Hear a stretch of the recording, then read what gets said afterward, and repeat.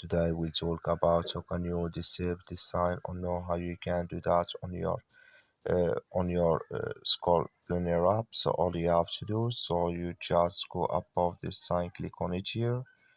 So then it's going to show for you a list like this here. Then all you have to do, so you just click here on settings, click on it.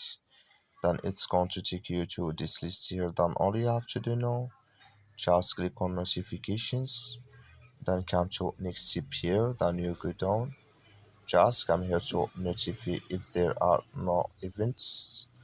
Click in this sign here or this color, like you see color it's gone, that's me notify if there are no events, notifications disable with us now.